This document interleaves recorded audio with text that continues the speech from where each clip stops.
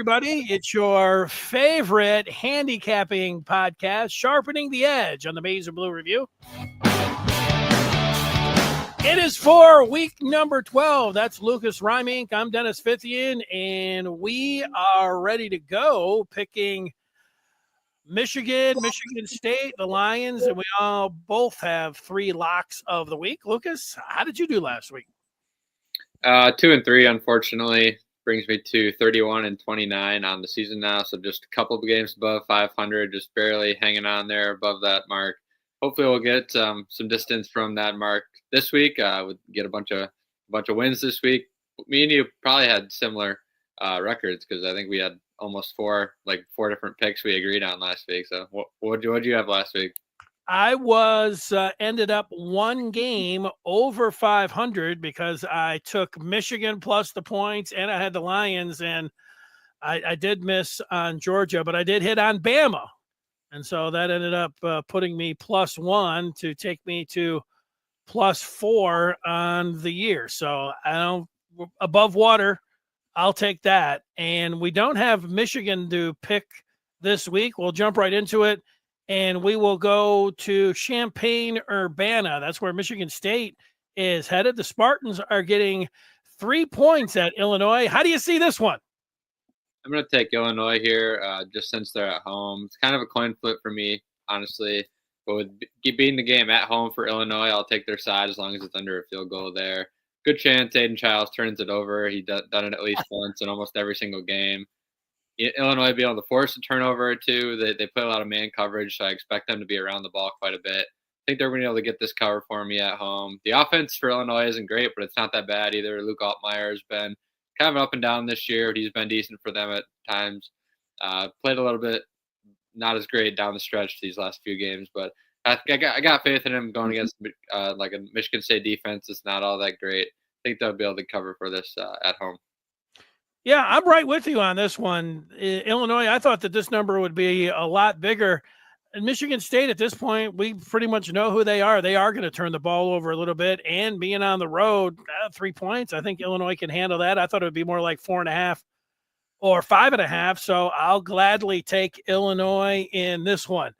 No Michigan, as we said. We always pick the Lions, and the Lions, it's a gigantic number, but the Lions are a gigantic team. They are favored by 14. And when you get to this point, you're thinking anything can happen in the NFL.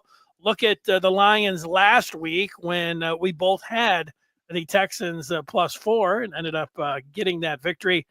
But as I work this one out, the Jags have the worst pass defense in the NFL, and Jared Goff will be able to bounce back and throw all over them.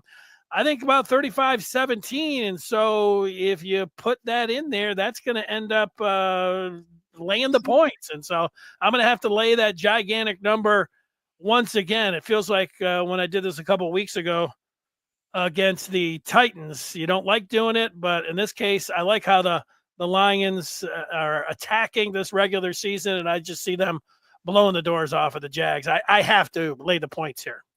Right there with you on that one as well. 14 points is a lot, like you said, especially in the NFL. I got to lay them, though. Mac Jones at quarterback probably for the Jaguars. Trevor Lawrence sounds like he's still hurt. Mac Jones obviously played for the Patriots, didn't do very well. Does not play particularly well in his little stint in Jacksonville here either. It didn't look like he'd improved at all. So don't have a lot of confidence in him going against what I think is a good Lions defense. Probably Zadarius Smith. Sounds like he's going to be able to go this week. A little bit improved pass rush from Detroit. They play a lot of man coverage, so they're going to be around the ball a lot. Probably got a good chance to pick off Mac Jones once or twice. And then Jaguars defense is just really bad on the other side, 30th ranked defense in the NFL. So I got the Lions. It's a big spread. I got the Lions covering, though, this one as well. All right, let's go right back to you as we get into our best bets of the week. We each have 3. This is where you make the money. How about your best bet number 1? Starting the Big Ten here, I'm going to go over 43.5 Ohio State Northwestern. Both Indiana and Iowa have scored 40 points against this Northwestern defense. I think there's a decent chance Ohio State gets to this number by themselves. Northwestern's probably not going to score a lot against Ohio State's defense, but I think somewhere in like the 7-10 range is kind of what you can expect from them in this one. I have this projected 42-7 for the Buckeyes, so give me the over 43.5 there in Ohio State Northwestern.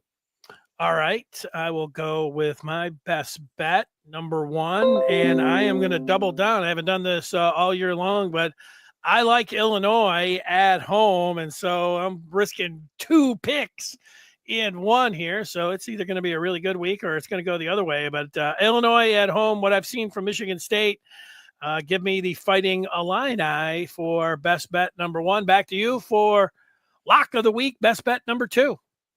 The last 2 are both in the SEC, so I'll stick with I'll go with the first one here. Florida plus 4.5 against LSU. I obviously watched Alabama LSU last week. I think LSU's got a lot of problems. They really can't run the football.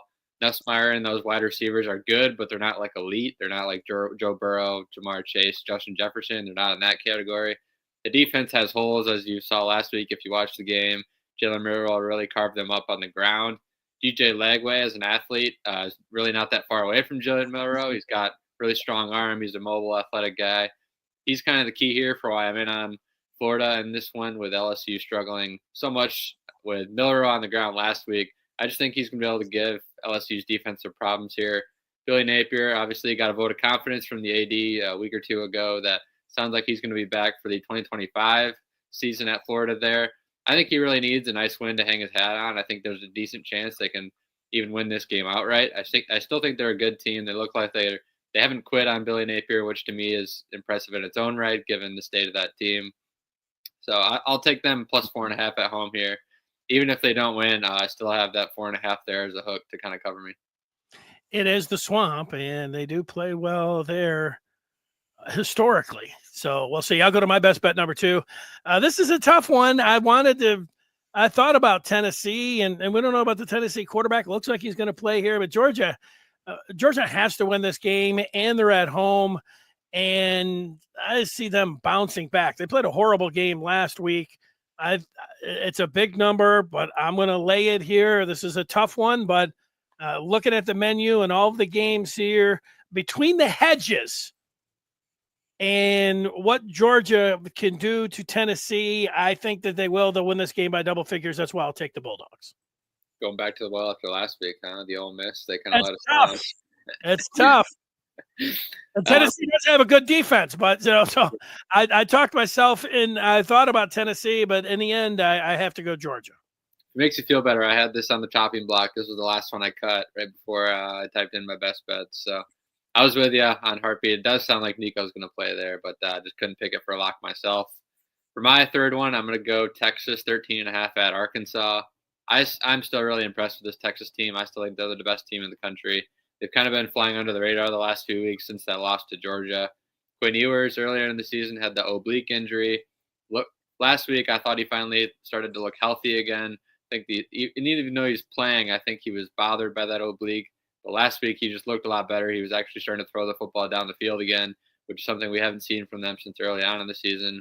I think this Texas defense is also legit.